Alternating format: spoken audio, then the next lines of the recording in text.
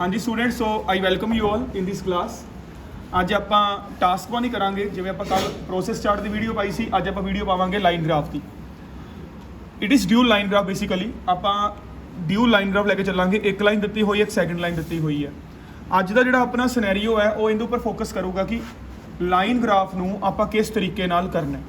ਉਹਨੇ ਕਹਿੰਦਾ graph gives information about changes in the birth and death rates in New Zealand between 1901 and 2101।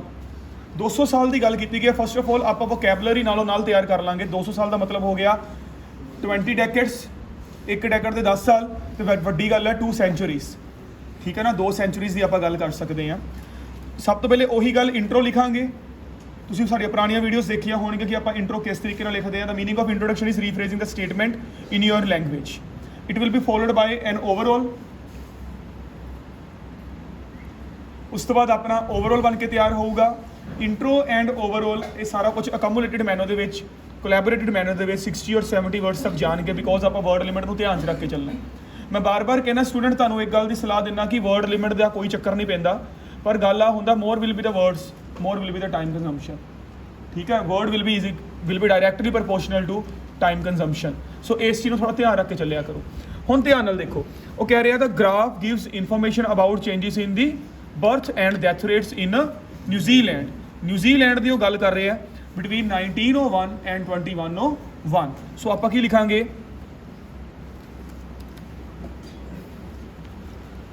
A dual line graph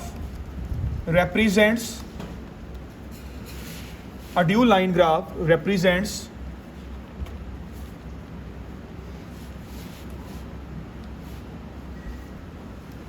changes।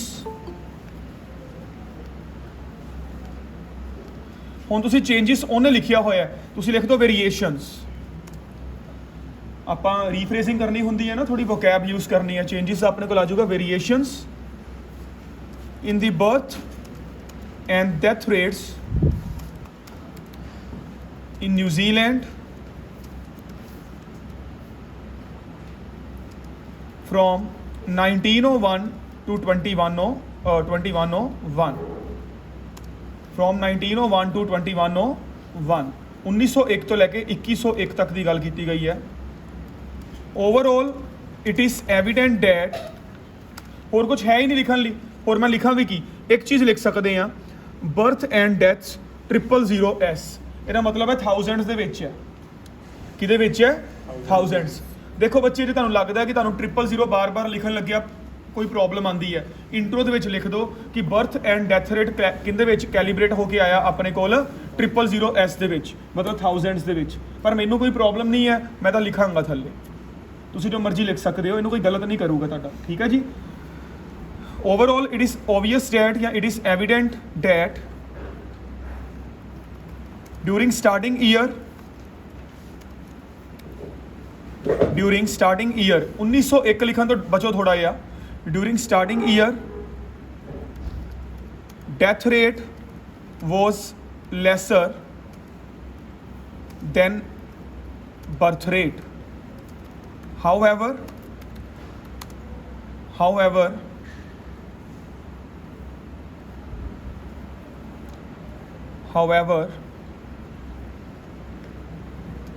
it will be, एक minute रुक जाओ। Death rate was lesser than birth rate. However, birth rate will be surpassed by death rate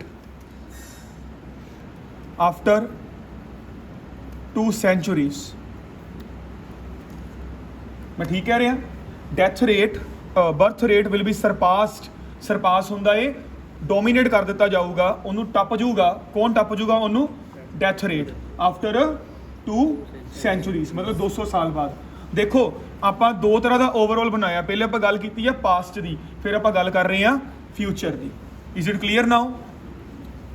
I hope introduction and overall is now clear to you. In case of any trouble, ਮੈਂ ਬਾਰ-ਬਾਰ ਕਹਿੰਦਾ ਵਾਂ, ਤੁਸੀਂ ਸਾਨੂੰ message ਕਰ ਸਕਦੇ ਹੋ, ਪੁੱਛ ਸਕਦੇ ਹੋ। ਠੀਕ ਹੈ ਜੀ।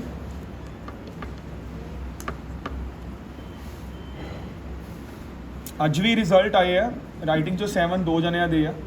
ਇਹ ਐਵੇਂ ਨਹੀਂ ਆਉਂਦੇ, ਇਹ ਕੋਈ ਚੀਜ਼ ਲਿਖਣ ਦੇ ਨਾਲ ਆਉਂਦੇ ਆ, ਠੀਕ ਹੈ।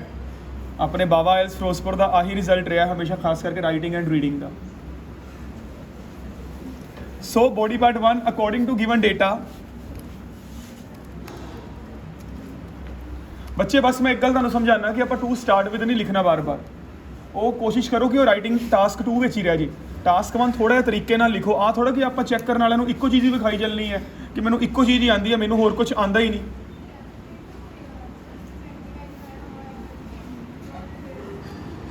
ਹਾਂਜੀ ਕੀ ਕਹਿ ਰਹੇ ਹੋ ਤੁਸੀਂ? Birth rate will be surpassed by death rate after 2 centuries. ਠੀਕ ਲਿਖਿਆ ਹੋਇਆ, ਪੈਸਿਵ ਟੈਂਸ ਬਣਾਇਆ ਹੋਇਆ ਕਿ ਬਰਥ ਰੇਟ ਨੂੰ ਡੈਥ ਰੇਟ ਸਰਪਾਸ ਕਰ ਜਾਊਗਾ। ਡਾਇਗਰਾਮ ਵੇਖੋ ਨਾ ਧਿਆਨ ਨਾਲ। ਮੈਂ ਲਿਖਿਆ ਆਫਟਰ 2 ਸੈਂਚੁਰੀਜ਼, 200 ਸਾਲਾਂ ਬਾਅਦ birth rate will be surpassed by death rate, ਕਿ ਡੈਥ ਰੇਟ ਜ਼ਿਆਦਾ ਹੋ ਜਾਊਗਾ ਤੇ ਬਰਥ ਰੇਟ ਘੱਟ ਹੋ ਜਾਊਗਾ। ਠੀਕ ਹੈ ਜੀ, thank you.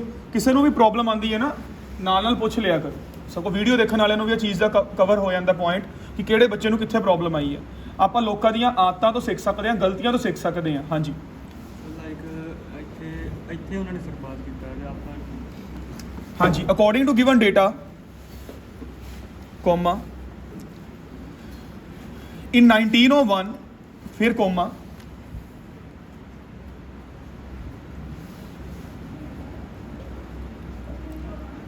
the birth rate had touched 20,000 20,000 000 ਦੇ ਨਾਲ S ਲਗਾ ਦਿਓ ਜਿਵੇਂ ਉਹਨਾਂ ਨੇ ਲਗਾਇਆ ਹੋਇਆ। ਠੀਕ ਹੈ, ਥਾਊਜ਼ੈਂਡਸ ਹੈ ਬੇਸਿਕਲੀ, 000 ਆਪਾਂ S ਲਗਾ ਦਾਂਗੇ ਨਹੀਂ ਲਗਾਵਾਂਗੇ ਇਸ ਚੀਜ਼ ਦਾ ਕੋਈ ਫਰਕ ਨਹੀਂ ਪੈਣਾ। ਠੀਕ ਹੈ, 20,000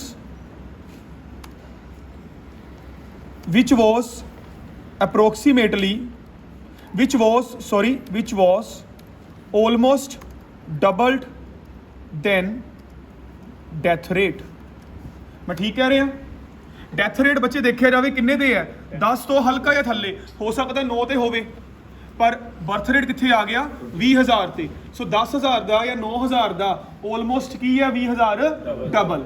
ਇਜ਼ ਇਟ ਕਲੀਅਰ ਨਾਓ? ਠੀਕ ਹੈ।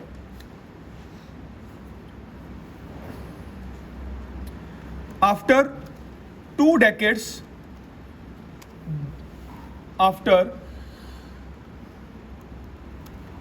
decades 20 ਸਾਲਾਂ ਬਾਅਦ, ਹੁਣ ਲਿਖਣ ਦੀ ਜ਼ਰੂਰਤ ਨਹੀਂ ਕਿ ਇਨ 1921, ਬਹੁਤ ਹੈ 20 ਸਾਲ। ਕਾਮਨ ਸੈਂਸ ਉਹਨੂੰ ਵੀ ਪਤਾ ਹੈ ਕਿ ਮੈਂ 20 ਸਾਲ ਕਿਹਨੂੰ ਲੈ ਕੇ ਚੱਲਣਾ ਹੈ। ਠੀਕ ਹੈ, after 2 decades comma the birth rate dropped on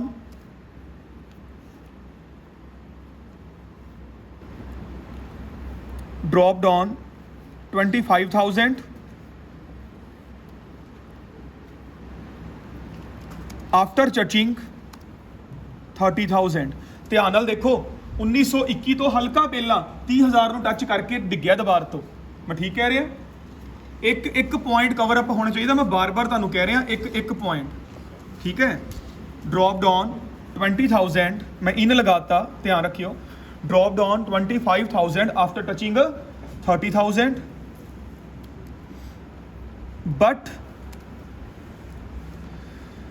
but death rate had been inclined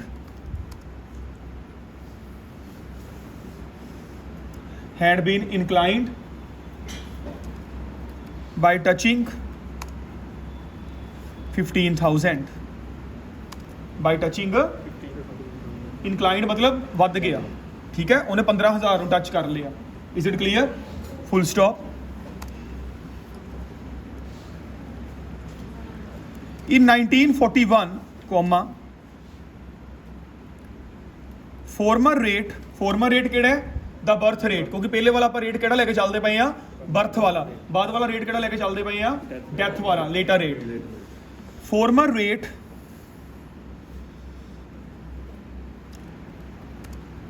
again reached, again tanked ਲਗਾ ਦੋ। ਅਗੇਨ ਟੈਂਕ ਮਤਲਬ ਗਿਰਨਾ। ਸੈਂਸੈਕਸ ਵਾਲੇ ਨਾ, ਸ਼ੇਅਰ ਮਾਰਕੀਟ ਵਾਲੇ ਬਹੁਤ ਜ਼ਿਆਦਾ ਵਰਡ ਯੂਜ਼ ਕਰਦੇ ਆ, ਸੈਂਸੈਕਸ ਟੈਂਕਸ ਟੂਡੇ। ਅੱਜ ਸੈਂਸੈਕਸ ਗਿਰ ਗਿਆ ਬੜੀ ਬੁਰੀ ਤਰ੍ਹਾਂ। ठीक है। former rate again tanked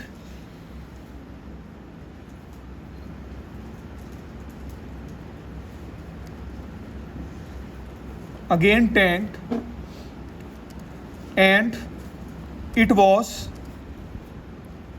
roughly 28,000. It was roughly 28,000. On the contrary, मैं हर बार कहना ऑन द कंट्रेरी तो पहला की आऊगा semicolon, on the contrary comma death rate kept on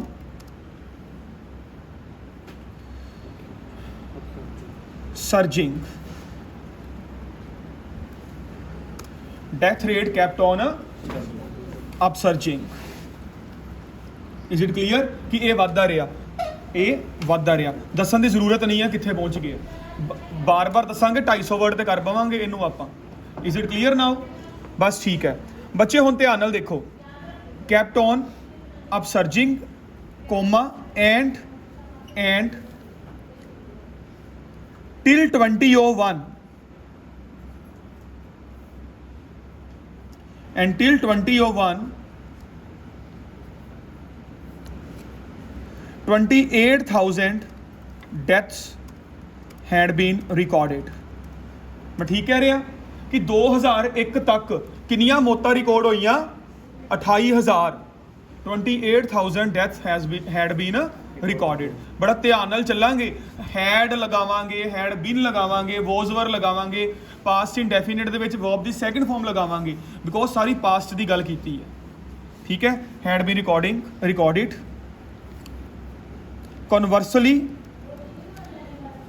conversely full stop तो बाद है, जो फुल स्टॉप तो पहला आप लाइन दे विच ही लगा देंगे, इस तो पहला सैमीकोलन आना सीगा।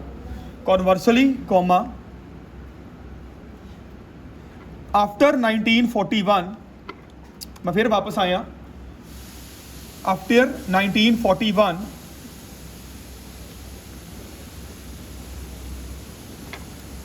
Birth rate boosted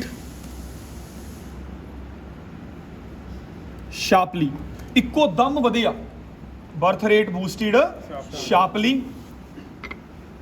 coma and in 1961 it was at peak level, and in 1961 it was at a peak level by touching 65,000, by touching 65,000। Is it clear now?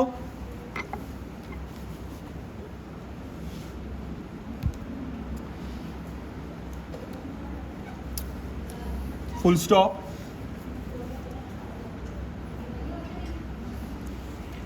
After following fluctuations,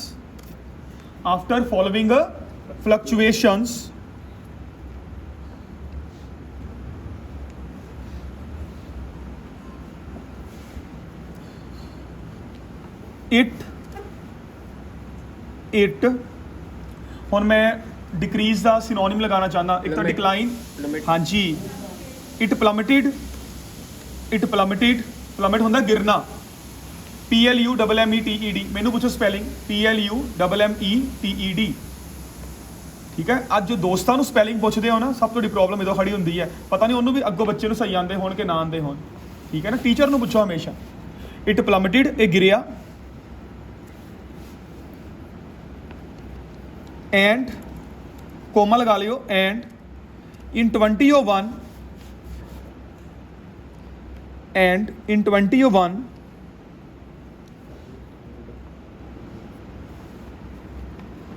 वैसे 2001 नहीं है, एंड इन 2010 करो तुसी, and in 2010 देखो 2001 ਤੇ 2021 ਦੇ ਵਿੱਚ 10 ਸਾਲ ਦਾ ਫਾਸਲਾ ਲੈ ਕੇ ਚੱਲਾਂਗੇ, ਬਿਲਕੁਲ ਮਿਡਲ 'ਚ 2010 ਜਾਂ 11 ਆਊਗਾ, ਤੁਸੀਂ 11 ਕਰ ਦਿਓ।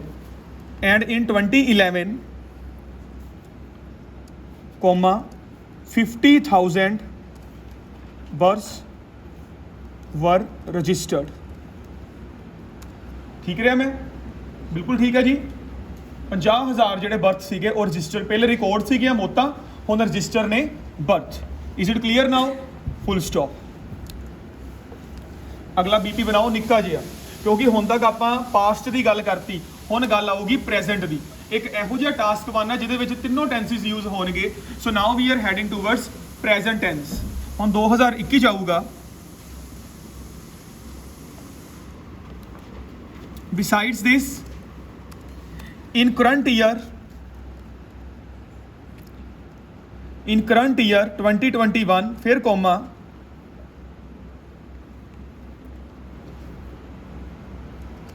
it is clear that the birth rate is just over 50,000। मैं जान के जस्ट ओवर क्या 50,000, ये 52,000 है, साफ पता लग रहा है, पर थोड़ी वो कैब लेके आओ। Just over 50,000 and the death rate is exactly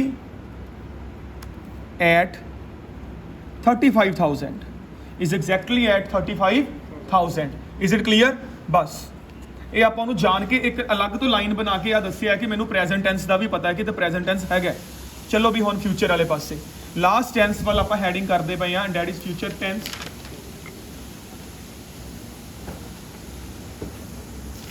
from given information, last BP, from given information it is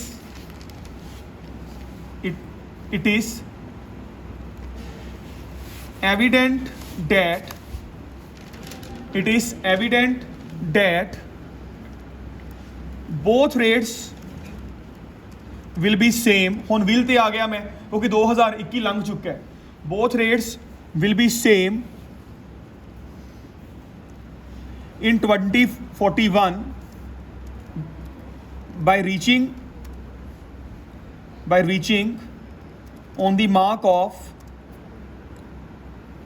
49,000, reaching on the mark of 49,000। ਬੱਚੇ ਤੁਸੀਂ ਨਾ 49,000 ਦੇ ਅੱਗੇ ਅਰਾਊਂਡ ਲਗਾ ਹੀ ਲਓ, 48 ਵੀ ਹੋ ਸਕਦਾ ਹੈ।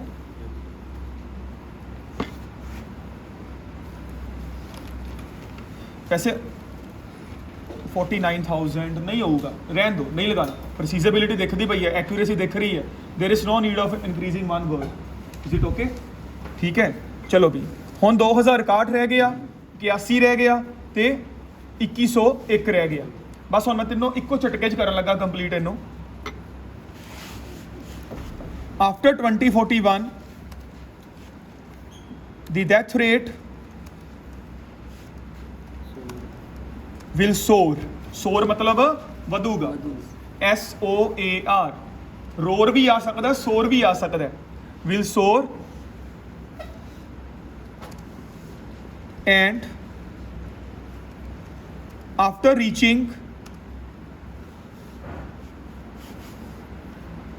नियरली 60,000 फिर comma it will drop on 55,000 in 2101। It will drop on 55,000 in 2101। ठीक है?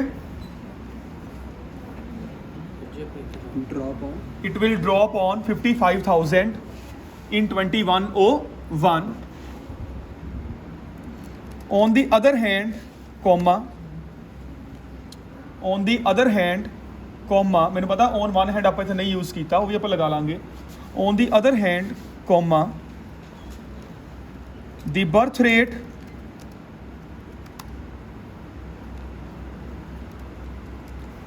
will keep on declining,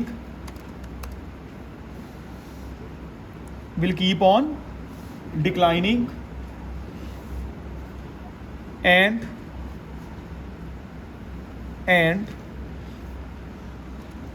a figure of just above 40,000 will be faced after 200 years. ठीक है? And a figure of just above 40,000 will be faced after 200 years. So and तो पहला इतने coma आऊगा. ठीक है जी, clear हो गया. सो जो अपना ये टास्क 1 है ये अज आप ड्यू लाइन ग्राफ किया है. किसी भी तरह की ट्रबल आती है किसी भी बच्चे नूं तुसी डायरैक्टली पूछ सकते हो. ठीक है जी, मोबाइल नंबर मैंशनड है बावा आइल्स फिरोजपुर. ठीक है जी, थैंक यू स्टूडेंट्स. कल आप अगली वीडियो के नाल एंटर करांगे that will be a map. कल आप मैप दे फोकस करांगे. Thank you.